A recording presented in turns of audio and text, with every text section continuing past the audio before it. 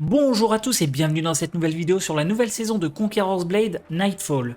Je vais vous présenter toutes les nouveautés de la saison et faire un gros focus sur les nouvelles unités que j'ai pu tester en avant-première sur le serveur PTR, le serveur bêta de la nouvelle saison. D'ailleurs, certains extraits que vous verrez sont tirés des tests effectués sur le serveur PTR. Alors, ce que je vais vous montrer est sujet à changement ou équilibrage le jour de la sortie de la saison, le jeudi 14 septembre. Nous aurons 3 nouvelles unités avec la nouvelle saison, des archers T3, de la cavalerie T4 et de l'infanterie T5. Je ne prononcerai pas leur nom, qui est imprononçable. Pour avoir ma belle prononciation, je vous mets en haut à droite la vidéo où je me suis essayé à l'exercice. Donc, commençons par les archers T3, et pour eux, leur spécialité est de soigner. Le 1 est la capacité standard des archers pour tirer sur les adversaires, mais la compétence 2 fera tirer des flèches soignantes sur les unités alliées par 25% des effectifs. Alors, à l'heure actuelle, la compétence est un peu buggée. S'ils étaient en train d'attaquer, la compétence ne fonctionne pas, il faut les remettre en formation pour qu'ils s'arrêtent d'attaquer et ensuite faire le 2. J'espère que ce sera corrigé pour la sortie sur le serveur live le 14. Le soin semble être proportionnel au point de vie de l'unité ciblée ou du héros. Le fait que le soin ne part que de 25% de l'effectif et le cooldown un peu long fait que les soins risquent de ne pas peser en front dans un fight. Après, les dégâts de l'unité sont corrects, mais on ne les jouera pas pour ça. C'est vraiment le soin qui rend l'unité potentiellement viable dans les setups. Leur doctrine signature semble être mal traduite puisqu'elle parle d'une augmentation de dégâts sur une technique qu'ils n'ont pas. Si c'est réellement une augmentation de dégâts, ça n'a pas d'intérêt pour eux. Espérons que ce soit quelque chose en lien avec le soin, genre une réduction de cooldown qui serait puissante. Il faudra tester cette unité à grande échelle dans des sièges à 15 contre 15. Les games en siège étaient avec une partie d'IA, ce qui n'est pas forcément représentatif. De plus, il faut penser que les doctrines étaient toutes des doctrines T5, donc les unités étaient au maximum de leur potentiel. La cavalerie T4, elle, apporte un gameplay totalement différent, puisque les cavaliers seront avec une épée et un bouclier, et le bouclier tank des dégâts. Ils ont deux techniques. La première est une charge au bouclier, ce qui leur permet de tanker les premiers dégâts subis, et leur deuxième technique est le cœur de leur gameplay. Ils vont asséner des coups d'épée tout en augmentant les points de vie et leur défense. Et si vous la couplez avec la vétérance du bas, ils vont se soigner de 10% immédiatement, plus 10 autres pourcents toutes les 2 secondes.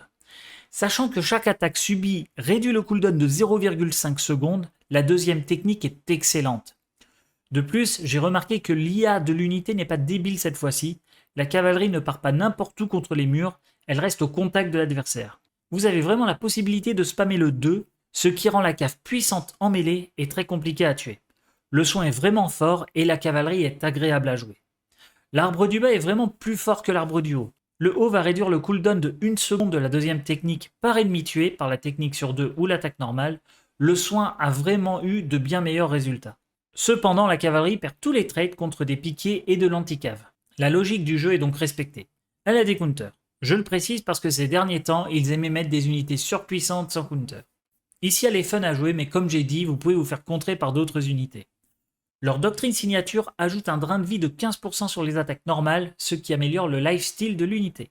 La T5 est l'unité de Claymore 5 étoiles. Elle est plaisante à jouer, mais nécessite beaucoup plus de micromanagement comparé à la cavalerie pour optimiser au mieux son utilisation.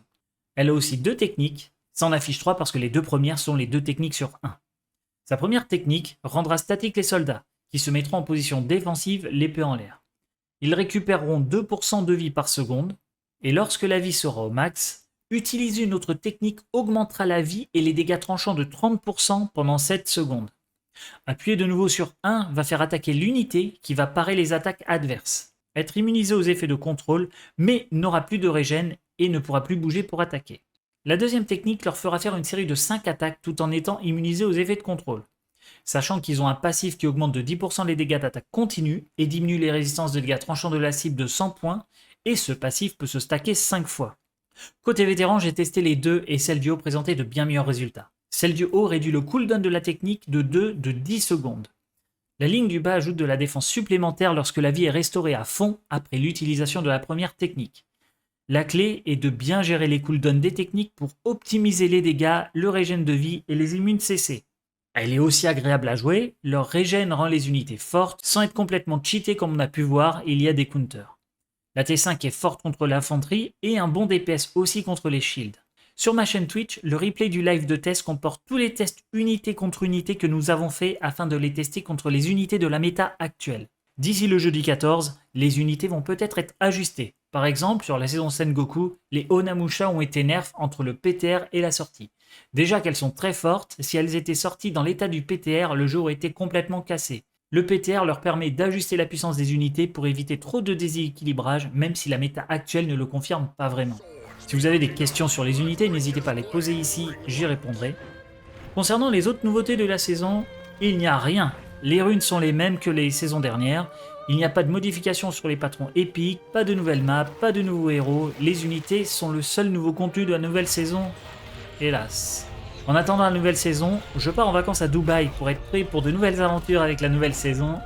N'hésitez pas à mettre un pouce bleu si la vidéo vous a plu et à vous abonner pour plus de contenu. Ça soutient aussi la chaîne et c'est gratuit. Je vous mets en description le lien vers mon Discord et ma chaîne Twitch. Sur ce, je vous souhaite une bonne journée et à bientôt.